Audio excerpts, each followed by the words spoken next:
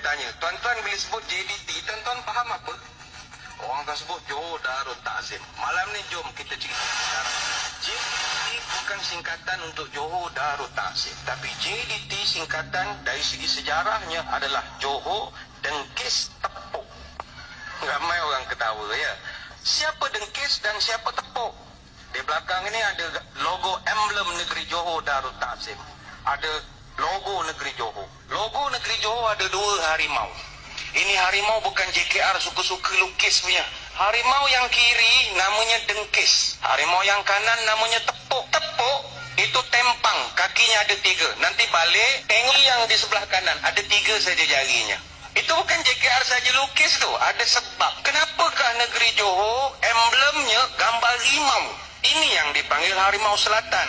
Yang ingin saya perbetulkan persepsi, maruah negeri Johor Darul Ta'zim bukan terletak pada sebuah bola, tapi sejarah bangsanya yang begitu hebat sekali. Rupa-rupanya negeri Johor Darul Ta'zim tidak pernah dijajah oleh mana-mana kuasa. Inilah 2 ekor harimau yang mengaum di sekitar timur negeri Johor sekitar tahun 1880 sampai 1940.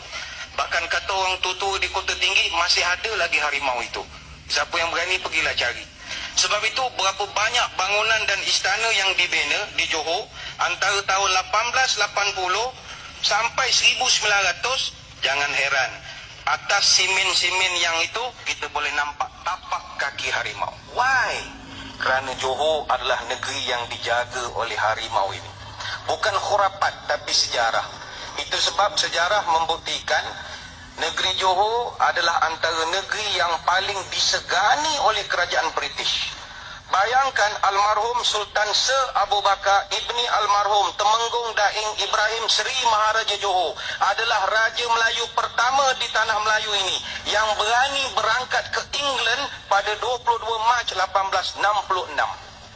Tahun 1800 negeri Pahang masih perang saudara. Tapi Sultan Johor dia boleh berangkat pergi tahun 1800. Bahkan almarhum Sultan Abu Bakar dia berangkat 6 kali pergi ke England sebelum tahun 1900.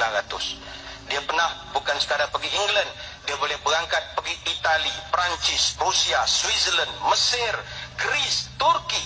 Ini kehebatan negeri Johor Darul Ta'zim. Selama 33 tahun memerintah, Johor tidak pernah dijajah oleh British secara real.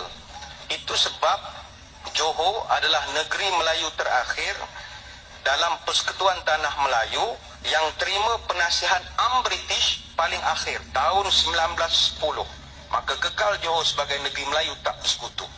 Walaupun kita dengan Pahang berjiran, mas kahwinnya sama RM22.50. Tapi kerana tidak pernah dijajah oleh British, tuan-tuan kekal Jumaat cuti, Ahad kerja. Apa sebab? Sejarah bangsanya. Ketika Jepun datang, diceritakan juga ketika Jepun datang daripada Singapura, ada satu Jenderal Jepun, orang panggil dia Harimau Malaya, atau nama betulnya Jenderal Tomoyuki Yamashita, yang merupakan Jenderal Ketumbukan ke-25 Tentera Imperial Jepun. Ketika dari Singapura dia datang ke Johor Bahru, dia masuk ke Istana Tuanku. Semasa itu yang memerintah almarhum Sultan Ibrahim Al-Mashhur, ibni almarhum Sultan Sir Abu Bakar. Dia beritahu dia mau jajah negeri Johor. Apa almarhum Sultan Ibrahim buat?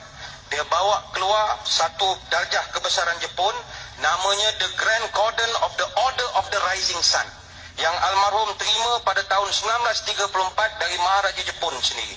Dia tunjuk depan Tomoyuki Yamashita, tunduk mamat itu. Hai, barang negara.